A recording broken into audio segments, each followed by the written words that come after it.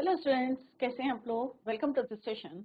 My name is doctor Kavita Rawat, your English teacher from ICT virtual classroom.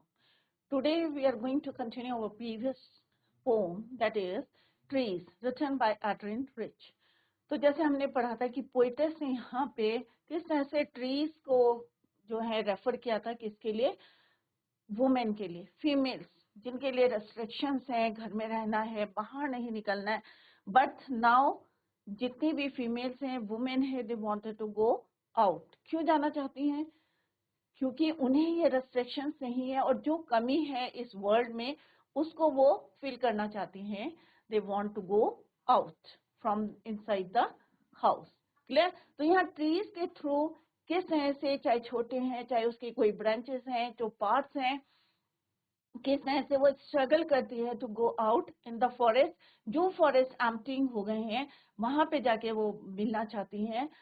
उसी तरह से women भी इस रेस्ट्रिक्शंस को पार करके जो है, जो फाउंडेशन है उनके लिए, बाहर नहीं निकलना, काम नहीं करना, उसको वो पूरा करना चाहती हैं. तो इसी को इस पोम के थ्रू हम यहाँ पे पढ़ेंगे बच्चों और कंटिन्यू करेंगे. तो फर्स्ट यहाँ पे हमने एड्रिन रिच के बारे में पढ़ा था कि कब बॉर्न हुई थी, 1929. ये लाइफ जर्नी है 2012. फर्स्ट पैरे में हमने पढ़ा था कि ट्रीज इनसाइट्स की किस तरह से यहाँ पे पोइटर्स ने, हमें एड्रिन रिच ने बताया था कि trees are moving out of the confined, जो लिमिटेड एरिया है हाउस का, उससे बाहर जाना चाहते हैं. But it is unrealistic. क्यों है अनरियलिस्टिक बच्चों? क्योंकि ट्रीज आर नॉट, या ट्रीज आर इमूवेबल. क्या ट्रीज मूव करते हैं? ऑब्वियसली नहीं करते हैं. व्हाट शी वांटेड टू से कि यहाँ पे poem has a symbolic meaning. और किसको रेफर किया है यहाँ पे? फीमेल्स को, हु हैव हील्ड देमसेल्फ, जो रेस्ट्रिक्शंस हैं या जो चाहते हैं कि महिलाएं जो हैं बाहर काम ना करें, उनको यहाँ पे किससे सिंबलाइज किया गया है. क्लियर? और फर्दर उन्होंने क्या बोला है कि पास मैनी डेज एंड सो कोई बर्ड नहीं. ऑब्वियसली अगर ट्रीज नहीं है तो ट्रीलेस फॉरेस्ट है, तो कोई बर्ड नहीं होगी, कोई इंसेक्ट को उनको जो है शेल्टर नहीं मिलेगा, हाइड करने की जगह नहीं मिलेगी. बट उन्होंने कहा एक दिन ऐसा आएगा जब ये यहाँ पे जो पार्ट रह गया है, the forest of humanity has remained empty for many days but will soon be filled with, किससे भर जाएगा? ब्राइट और फुल एंड ब्राइट. सून भी, कि जितनी नेगेटिविटी है या जो अपना बाहर नहीं आ पा रहे हैं, वो फिर से जो है कैसा हो जाएगा? फ्लोरिश हो जाएगा. Clear? In the second stanza उन्होंने कहा किस तरह से एवरी पार्ट, जो एक एक पार्ट जो पेड़ का है, चाहे रूट्स हैं चाहे ट्विग्स हैं, दे वांटेड टू, क्या चाहते हैं वो? They want to free from the restrictions, जो घर के अंदर हैं, बाहर निकलना चाहते हैं. और किस तरह से कांच से या विंडो पेन से टकरा के वापस आ जाते हैं, या जो बिग ब्रांचेस हैं किस तरह से शफलिंग अंडर द रूफ सिकुड़ जाती हैं, या leaves strain towards the glass की तरफ जाती हैं और फिर वापस आ जाती है. तो ये सारी जो है उन्होंने बताने की कोशिश करी है कि जो रिस्ट्रिक्शंस है किसके अंदर हैं? घर के अंदर हैं. बट अब जो है वो अवेयर हो गई हैं और they want to go out. We can say that women are desperate for a change and the effort is compared to that made by a patient. और किस तरह से एक पेशेंट है कि किस तरह से वो जल्दी से अपने घर जाना चाहता है. तो ऑब्वियसली अगर हम हॉस्पिटल में होते हैं तो हमें जल्दी रहती है कि किसी तरह हम घर में पहुंचे. तो सेम यहाँ पे कंपेयर कर रहा है कि जितनी भी महिलाएं हैं, किससे कंपेयर कर रहा है? By a patient who has been released from the hospital and he tries to move out in a hurry although he is confused. Clear? Maybe because they are half conscious है, medicine दी है, half conscious है. But यहाँ पे उन्होंने compare किया गया है वुमेन से. In the next stanza, I sit and site, यहाँ पे आई इज किसके लिए यूज हुआ है? पोइटर्स के लिए यूज हुआ है कि मैं कहाँ बैठी हूँ. I sit and side doors, open the veranda, और वरांडा के डोर को ओपन किया है. Writing long letter, what she is doing? She is writing long letters. But उसमें उन्होंने ये डिस्क्राइब नहीं किया है departure of the forest from the home या from the house. The night is fresh means night जो है बिल्कुल फ्रेश है, प्योर है. द होल मून क्या कर रहा है, शाइन कर रहा है। वहां से वो देख सकती हैं पूरा सीन फ्रॉम द वरांडा कि नाइट कैसी है, फ्रेश है। होल मून कैसा कर रहा है, शाइन कर रहा है in sky still open. The smell of leaves and lichen जो है किस तरह से एक आवाज की तरह उनके कमरे में आ रही है। The poet says that she is sitting in her veranda writing long letters. क्या कर रही हैं वो, बाहर देख रही हैं और किस तरह से नाइट उनको बिल्कुल क्लियर दिख रहा है, मून शाइन कर रहा है। ऑब्वियसली नाइट में कौन मून कौन शाइन करता है, obviously moon. She doesn't mention about the trees living her house in her letters, but ये जो है उन्होंने she doesn't mention about the trees living her house in her letters. अपने चिट्ठी जो लिख रही है वो लेटर्स लिख रही है, long letters, but she doesn't mention the trees leaving her house. She says, further she says that the night is very clear, night is very fresh. She can see the complete moon. अगर cloudy होता है तो obviously आप moon को नहीं देख सकते, you can't see moon stars, but this time the night is clear, night is fresh. You can see the complete moon which is shining. क्या कर रहा है वो, शाइन कर रहा है। The smell of leaves and lichens is like voice which is yelling and expressing a desire for freedom. जो smell आ रही है लीव्स की आ रही है, चाहे लिकन की आ रही है, और किस तरह से वो उनको कैसे लग रही है, आवाज की तरह लग रही है। एक्सप्रेसिंग, ऐसा लग रहा है कि वो क्या येल कर रही है, yelling and expressing a desire of freedom, freedom कि उन्हें क्या चाहिए, फ्रीडम चाहिए from the confines of the house, कि जो घर के अंदर जो चार दीवारी के अंदर हैं उनसे वो क्या चाहती हैं, फ्रीडम चाहती हैं। क्लियर? तो किसी भी चीज को हम क्या करते हैं, फील करते हैं कि वो अगर हमारे अंदर इमोशंस नहीं हम फील कर रहे हैं, तभी पोएट्स यहाँ पे बता रही हैं। और किस तरह से उन्होंने कंपेयर करा है कि अगर ट्री को अगर हम कन्फाइंड एरिया में रखेंगे तो कैसे वो, आप लोगों ने देखा होगा अगर कोई प्लांट आपने रखा है तो हमेशा वो किधर की तरफ जाता है, सनलाइट की तरफ जाता है, टर्न हो जाता है टुवर्ड्स द लाइट। तो सेम है कि हमने कन्फाइंड एरिया में रखा है उसे, बट अब वो क्या चाहते हैं, they want to go outside, they want to get the freedom, स्वतंत्रता चाहिए उन्हें from the confines of the house. कौन कौन से literary devices are used in this chapter? First one is your alliteration. Alliteration क्या होता है, जब कंसोनेंट साउंड किसी भी लाइन में, consonant means long letters, L L, forest from, F F. Clear? Sound क्या है आपका, कॉन्सोनेंट साउंड है, रिपीट हो रहा है, that is why it is your alliteration. Sky still, leaves, right? तो यहाँ पे क्या है, ये alliteration. Next is your enjambment. Enjambment क्या होता है, continuation of a sentence without using the punctuation mark. कोई भी हमने यहाँ पे पंक्चुएशन मार्क यूज नहीं करा है कंटिन्यूएशन में, that is why enjambment. Next is your imagery. तो होल पोम, जैसे कोई भी पोम है तो क्या है, पोएट का इमेजिनेशन है, इमेजरी करी है उन्होंने, right? The poet has tried to create a scene in which she is observing all the things happening. The night is fresh into the room. वो सारा इमेजिन कर रही है किस तरह से नाइट फ्रेश है, मून क्लियर है, मून शाइन कर रहा है, और जो स्मेल है किस तरह से एक वॉइस की तरह उसके कमरों में गूंज रही है। Clear? In the next stanza, my head is full of whispers. Whispers means फुसफुसाने की आवाजें आ रही है। Which tomorrow will be silent. Listen, the glass is breaking, the trees are stumbling forward into the night. Winds rush to meet them. The moon is broken like a mirror. Its pieces flash now in the crown of the tallest oak. अब whisper का meaning क्या है बच्चों? Whisper means मरमर, फुसफुसा की जब धीरे धीरे आप बात करते हैं, that is called your whisper. Stumbling means trip over, flash means glare और शाइन, फ्लैश कर। Oak means a large strong tree generally use for making furniture. तो यहाँ पे क्या बोल रहे हैं पोइटर्स एडवेंट रेज कि my head is full of whisper.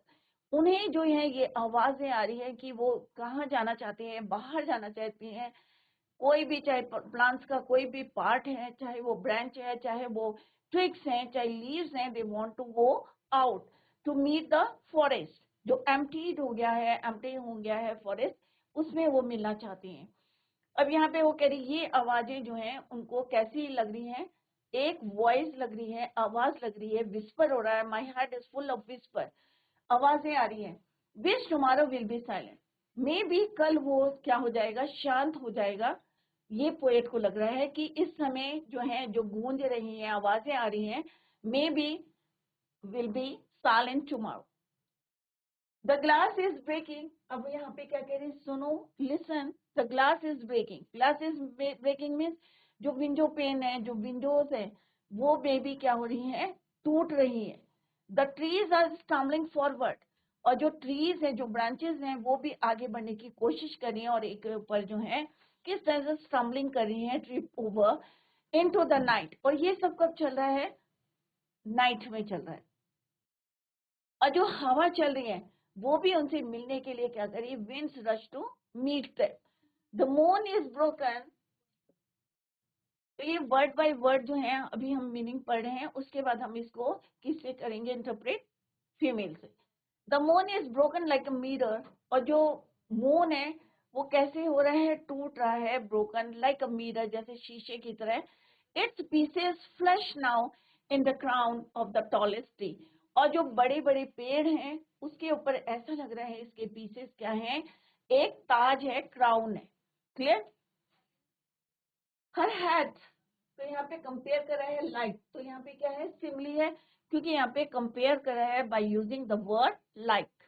Clear. Its pieces flash now in the crown of the tallest okay.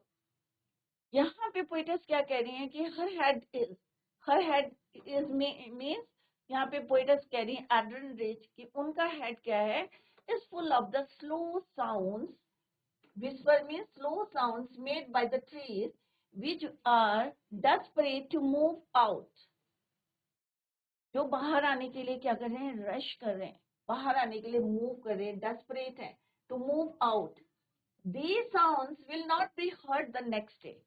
अब यहाँ पे क्या कह रही है वो, which tomorrow will be silent means these sounds जो कि उनके क्या है, माइंड में अभी क्या है, full of the whispers, full of the slow sounds, जो ट्रीज बना रहे हैं, क्योंकि वो थोड़े से डेस्परेट हैं टू मूव आउट, बाहर जाने के लिए, इसलिए वहां से आवाजें आ रही हैं, धीरे धीरे आ रही है। यहाँ पे पोइटस कह रही है Andre grace, may be these sounds will not be heard tomorrow. The next day, the poetess asks the reader to listen carefully. अब यहाँ पे poetess क्या बोल रही हैं, हमसे रीडर से बोल रही हैं, listen to it carefully, किस चीज को सुनना है, as a change is about to take place, कि अब क्या आ रहा है, एक चेंज आ रहा है, क्योंकि ये बाहर जाना चाहते हैं। तो कौन बाहर जाना चाहते हैं, तो यहाँ पे क्या बोला है, women, females, they want to go out और to participate in the world of mankind, about to take place, कि अब वो चेंज आने वाला है, और आप इसको ध्यान से सुनो। She hears the glass window breaking and the trees stumble out into the night. और उनको क्या सुनाई दे रहा है कि ग्लास विंडो क्या हो रही है, टूट रही है, क्योंकि they want to go out, क्योंकि वो कहाँ जाना चाहती हैं, बाहर जाना चाहती है। तो कहते हैं ध्यान से सुनो कि अब एक चेंज आने वाला है, और वो क्या चेंज है कि she hears the glass window क्या हो रही है, टूट रही है, breaking and the trees stumble out into the night. The wind is blowing outside and और क्या कोशिश कर रही है, to meet them. It meets the trees. The moon is like a mirror, और मून को किससे कंपेयर कर रहा है, मिरर से कंपेयर कर रहा है, किस तरह से, and appears to have been broken into pieces as the shadow of the oak. Pieces means उसकी जो सन रेज, जो मून की रेज आ रही है, रोशनी आ रही है, मे बी वो क्या हो रही है, ब्रोकन हो रही है। Its pieces flash now in the crown of the tallest oak, divides the moon into many fragments, अलग अलग टुकड़ों में, पीसेज में हो रही है, और ऐसा लग रहा है कि किसने ताज पहना है, crown of the tallest oak. Literary device, जैसे मैंने अभी आपको बताया था कि सिमले, क्योंकि यहाँ पे हमने मून को किससे कंपेयर करा है, मिरर से और कौन सा वर्ड यूज करा है बच्चों, लाइक। तो सिंपली क्या है, when we use like and as word to compare the two opposite things, then it is called simile. The moon is compared to a mirror. तो मून को हमने किससे कंपेयर करा है, मिरर से। दोनों क्या है, टू अपोजिट थिंग्स है। Clear. Moon is broken like a mirror. तो लाइक वर्ड इज यूज, तो ये पहचान होती है आपकी। अगर सिंपली है कोई लिटरेरी डिवाइस, तो लाइक और as word is use to compare the two opposite things. Clear बच्चों। नेक्स्ट है, अभी हमने देखा था कि फोर स्ट्रेंजर्स हमने पढ़ा, डिटेल में पढ़ा है इसको, और हमने देखा कि हर स्ट्रेंजर में कौन कौन से लिटरेरी डिवाइसेस आर यूज। अब हम देखेंगे ओवरऑल पोम में कौन कौन से literary devices are use. First one is alliteration. तो हमने पहले देखा alliteration, long forest, F F जो है यहाँ पे कॉन्सोनेंट्स आर रिपीटेड हैं, कॉन्सोनेंट साउंड्स रिपीट हैं। लॉन्ग लेटर्स, एल एल, जैसे अभी हमने करा था। Anaphora means two lines begin with no. Anaphora क्या होता है, कोई वर्ड जो है रिपीट होता है बिगनिंग ऑफ द सेंटेंस। जब हम स्टार्ट करते हैं किसी सेंटेंस को, तो यहाँ पे हमने देखा कि दो लाइन है, कौन कौन सी है, बिगिन विद नो। तो ये ऑलरेडी मैंने आपको बताया था। नो नो, तो यहाँ पे क्या है, एनाफोरा। कौन सा लिटरेरी डिवाइस है, एनाफोरा।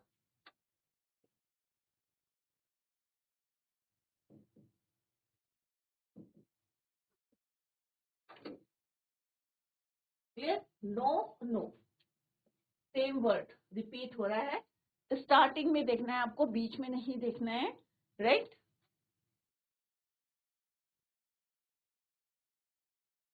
एनकैपमेंट। एनकैपमेंट क्या होता है बच्चों, continuation of a sentence to the next sentence without using the, कोई भी पंक्चुएशन मार्क यूज नहीं होता है। क्लियर, उसे हम बोलते हैं एनकैपमेंट।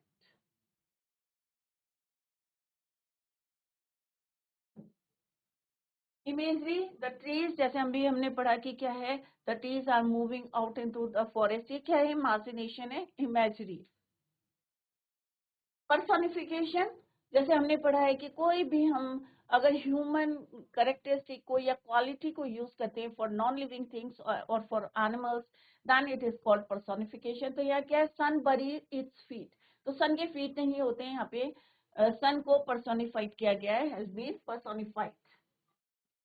ह्यूमन एट्रीब्यूट है, human feet, tricks and both have been personified. Next is simile, the moon is compared. अभी हमने कहा था कि मून को हमने कंपेयर्ड करा है पोम में, एटेंटिस ने किससे करा है, लाइक अ मिरर। तो like word is use to, किसको कंपेयर करा है, टू अपोजिट थिंग। कौन सी है दो अपोजिट थिंग बच्चों, मून और मिरर। क्लियर। तो ये poetry, these poetic devices are used in this poem. Next है बच्चों जो एग्जाम में आते हैं, क्योंकि अभी आपका बोर्ड है और बोर्ड में किस टाइप के क्वेश्चन आते हैं, एक्सट्रैक्ट आता है, कोई भी पोम का एक्सट्रैक्ट आता है। इसमें आपकी इंटरनल चॉइसेस दी रहती हैं, दो एक्सट्रैक्ट होगा, कोई सी भी बुक का जो है एक्सट्रैक्ट दिया रहता है, और उससे आपको उस पे बेस्ड क्वेश्चंस होते हैं, you have to answer these questions. Clear. तो यहाँ पे क्या है बच्चों, एक्सट्रैक्ट है और उस पे बेस्ड क्वेश्चन है। तो कोई भी पोम आप करते हैं तो डेफिनेटली दो एक्सट्रैक्ट आपके एग्जाम में आएंगे, तो आपको छोड़ के नहीं आना है, आपको अटेंड करने हैं क्वेश्चन, क्योंकि बहुत इजी क्वेश्चंस होते हैं, टू द पॉइंट आंसर लिखने होते हैं। क्लियर। तो first one is here, all like the roots work to disengage themselves from the cracks in the brunt of load, the leaves strain toward the glass, small twig stiff exertion, long cramp goes। तो ये हम already पढ़ चुके हैं। Let's see the first question based on this extract. Why are the roots trying to disengage themselves? क्यों जाना चाहती है वो, डिसएंगेज क्यों होना चाहती है। एक होता है एंगेज होना और एक होता है डिसएंगेज। क्यों होना चाहती है, क्यों होना चाहती है बच्चों, क्या चाहती हैं वो, they want to free, they want freedom, क्योंकि उन्हें क्या चाहिए, फ्रीडम चाहिए। तो कैसे लिखना, how to write the answer. तो यहाँ पे हमने क्या पढ़ा है बच्चों, to disengage themself from the cracks, the trees want to move out into the forest, क्योंकि वो बाहर जाना चाहते हैं। So the roots are trying to free themself, इसलिए रूट्स क्या करना चाहती हैं, अपने आप को फ्री होना चाहती हैं। Long cramped bows shuffling under the roof indicates, अब यहाँ पे 4 options are given here. तो इसका मतलब क्या है बच्चों? long cramped bows shuffling under the roof. यहाँ 4 options है. First one is your the trees are tired. क्या trees बहुत ज्यादा exhaust हो गए, थक गए हैं, tired हो गए हैं? या trees are restless? या there is a lack of space for the branches? या वहां पे space नहीं है बाहर आने के लिए? The trees are energetic. या trees जो हैं बहुत ज्यादा energetic है. तो हमने यहाँ पे क्या पढ़ा है बच्चों? लॉन्ग क्रैम्प वो शफलिंग अंडर द रूफ, कि वो क्या कर रहे हैं? सिकुड़ गए हैं. क्यों हो गए? क्योंकि उनके पास जो है स्पेस नहीं है बाहर निकलने के लिए. Lack of the space for the branches. तो C option is the right answer. Why are the branches like newly discharged patients? तो यहाँ पे किसी कंपेयर किया है? Newly discharged patients. So 4 options are given here. First one is your they are still recovering, कि अभी वो recover कर रही हैं. They want to go out, या वो बाहर जाना चाहती हैं. या they were moving slowly like half dazed patients. तो जो यहाँ पे, क्योंकि हमने किसकी बात करी है? ट्रीज की बात करी है. और किससे कंपेयर करा है? पेशेंट से, कि किस तरह से पेशेंट धीरे धीरे जाता है. क्यों जाता है? क्योंकि उसे कहाँ जाना है? घर जाना है. To leave the hospital. तो it's right answer is they are moving slowly like half days. धीरे धीरे वो बाहर जाना चाहते हैं. They are moving slowly like half days patients. Who is moving towards the clinic doors? Clinic doors की तरफ. The routes, the newly discharged patients, all of these. Find a synonym. Sorry, right? तो ये options हैं. The routes हैं, the branches हैं, the newly discharged patient है. All of these. तो यहाँ पे क्या बोला है बच्चों? Discharged patient. The newly discharged patient. तो यहाँ simply पूरी form में क्या बताया है एड्रीन रिच ने, कि किस तरह से वुमेन की जो रेस्ट्रिक्शंस हैं, जो बाउंडेशंस हैं, उनको वो तोड़ के बाहर आना चाहती हैं. और जिस तरह से आज आप देख सकते हैं हर फील्ड में आप फीमेल को देख सकते. बट अगर हम पुरानी बातें करें, ओल्ड डेज की बात करें, तो फीमेल्स के लिए क्या था बच्चों? एक रेस्ट्रिक्शन था कि घर से बाहर नहीं. दैट इज वाई यहाँ पे कंपेयर कर रहा है ट्री से, कि जिस तरह से ट्री एक कन्फाइंड एरिया में अगर हम उसको रखते हैं तो किस तरह से वो बाहर जाना चाहते हैं. उसके सारे पार्ट्स, छोटे से लेके बड़ा पार्ट जो है बाहर जाना चाहता है. सेम जो है वुमेन भी अपने रेस्ट्रिक्शंस को, बाउंडेशन को तोड़ के बाहर जाना चाहती है. और जो उनकी एक वर्ल्ड में एम्प्टिंग हो गई है, जो कमी महसूस हो रही है, उसको फील करना चाहते हैं. Find a synonym of tired. अब टायर्ड का सिनोनिम क्या है? सिनोनिम में सेम मीनिंग क्या है? तो लेट्स सी द वर्ड. कौन सा वर्ड ऐसा है जिससे ये पता चल रहा है? टायर्ड. तो यहाँ पे एक वर्ड है बच्चों, small take stiff with exertion. तो एक्सर्शन वर्ड है विच मीन टायर्ड. क्लियर? तो इस टाइप के क्वेश्चन आएंगे एग्जाम में आपको, एक्सट्रैक्ट बेस्ड क्वेश्चन. क्लियर? कोई भी आपको एक एक्सट्रैक्ट एग्जाम में आएगा और इस तरह से आपको लिखना है. नेक्स्ट है I sit inside doors open the वरांडा. अभी हमने इसको कंप्लीट किया है. Let's do the question based on this extract. What is the rhyme scheme? तो इसमें कोई राइम स्कीम नहीं है, फ्री स्टाइल में लिखी गई है पोम. तो आपको भी एग्जाम में इसी तरह से लिखना है कि there is no rhyme, poem is in free word. Find a synonym of hardly. I sit inside, open the veranda, writing long letters in which I scarcely mention the departure of the forest from the house. तो यहाँ पे एक word क्या है बच्चों? Scarcely. तो scarcely का मतलब होता है हार्डली. क्लियर? तो आपको एक्सेप्ट से ही वर्ड को ढूंढना है. Which figure of speech is used in the lines I sit inside, doors open the veranda, writing long letters in which I scarcely mention the departure of the forest from the house? Simply metaphor, alliteration, none of the above.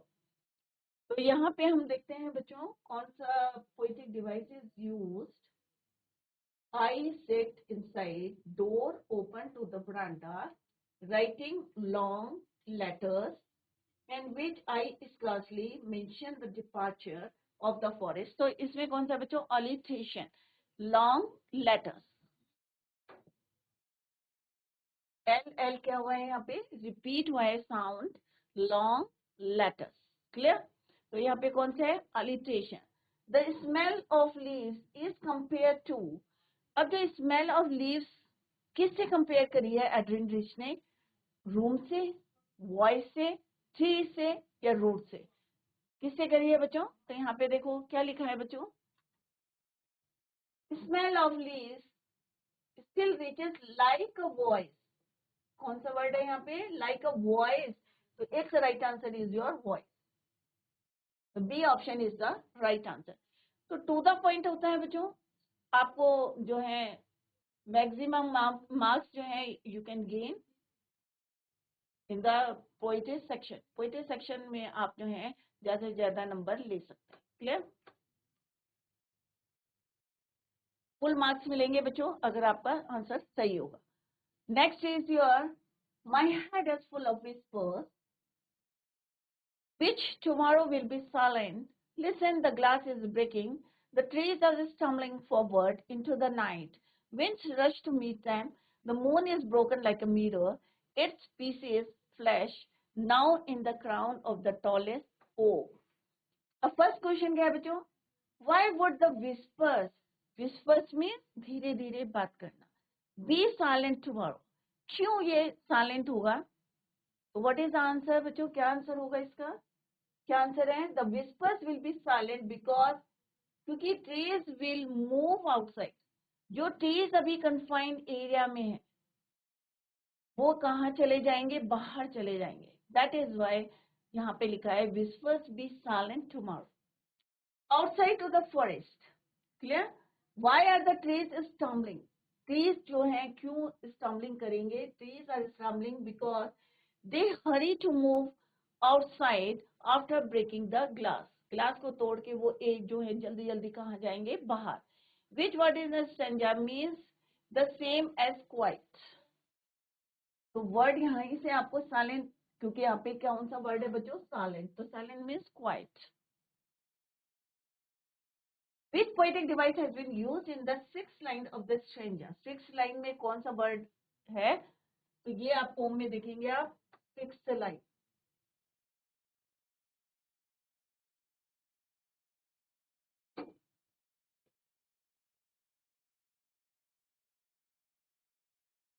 Pome में आप check करेंगे, like word is use, that is your similar.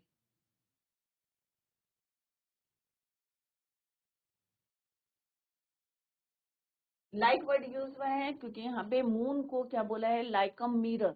Right? और ये अभी मैंने detail में आपको बताया था कि सिमिली कब होते हैं poetic device? When we compare two opposite things by using the word like और as. Clear? What is the significance of the oak trees? The oak is cherished along the world as a symbol of wisdom, strength, and endurance.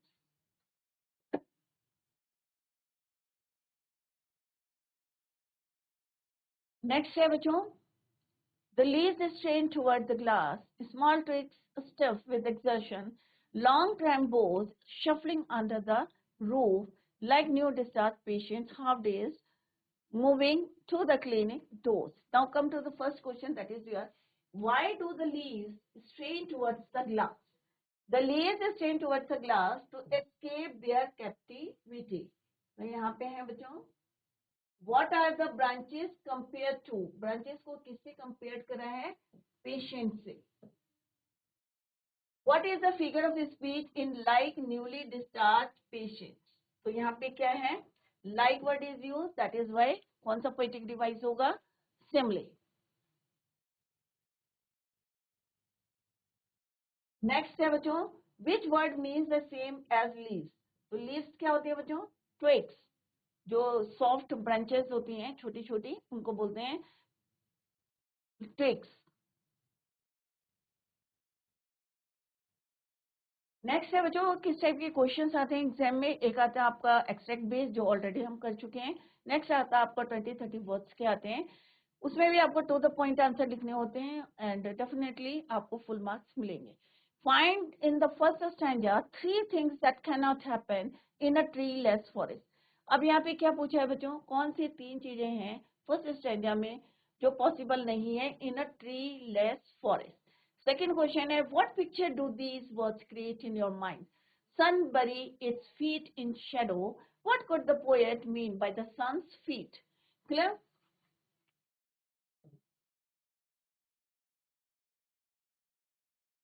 The 3 things that cannot happen in a treeless forest are, एक तो birds का हमने पढ़ा था ना बच्चों, cannot be seen birds, the sitting of a bird on trees. दूसरा हमने पढ़ा था बच्चों इंसेक्ट्स का, the hiding of insects. और तीसरा हमने पढ़ा था शेडो नहीं बनेगी and the sun burying its feet in the shadow of the forest. The sun's feet refers to the rays of the sun that fall on the earth when there is no shadow on the ground because there are no trees. क्योंकि trees की shadow कब नहीं बनेगी बच्चों, जब सन नहीं होगा. तो सन की रेज नहीं होगी तो definitely no shadow is form. So no trees, the rays fall directly on the earth, on the ground, in a forest with sun rays, and it seems that the sun is, कैसा है वहाँ पे, the sun is burying its feet in the shadow that fall from the trees. अगर पेड़ होते हैं तो उसकी रोशनी को, रेस को कौन रोकता है? Trees, right. अगर नहीं रोकेगा तो क्या होगा? डायरेक्ट सन रेस कहाँ पड़ेगी? On the earth, on the ground. In the, where are the trees in the poem? What do their roots, their leaves, their twigs do? तो अलग अलग फंक्शंस आपको बताने हमने डिटेल में पढ़ा है. Trees trapped in the poet's house, their roots work all night to disengage themselves from the cracks. Clear? Next question है, what does the poet compare their branches to? Newly discharged patients से उन्होंने उनको compare किया गया है. Clear? Similarly, छोटे छोटे question है बच्चों. How does the poet describe the moon at the beginning of the third stanza? The poet ने full moon को क्या बताया है? Is shining in the open sky. At its end, what causes this change? When the trees move out of the house, the glasses break and the whisper जो है वो vanish हो जाएगी, disappear हो गई, कोई आवाज सुनाई नहीं देगी. And in the second question, what happens to the house when the trees move out? The poet hardly mentions about the departure of the forest from the house. तो इस टाइप से आपको क्वेश्चंस एग्जाम में आएंगे और आपको you have to answer these questions. Clear? तो बच्चों, today we completed the poem trees written by Adrienne Rich. तो जैसे मैंने पहले बताया था कि आप कोई भी पोम पढ़ते हैं, अभी हमने काफी पोम्स जो हैं कंप्लीट कर चुके हैं, तो सबके पोएट और पोएटेस का नाम जो है लर्न करते रहें, क्योंकि अभी आपके पास इतना टाइम नहीं है बच्चों. तो साइड बाय साइड जो है क्वेश्चन आंसर्स को लर्न करते रहे, so that it is easy for you to answer the questions in the board exam, right. तो आपको आसानी रहेगी क्योंकि आपने सारा लर्न कर लिया है, रिवाइज कर लिया है. तो बच्चों, that's all for today. Thank you so much. Bye. Take care. Have a nice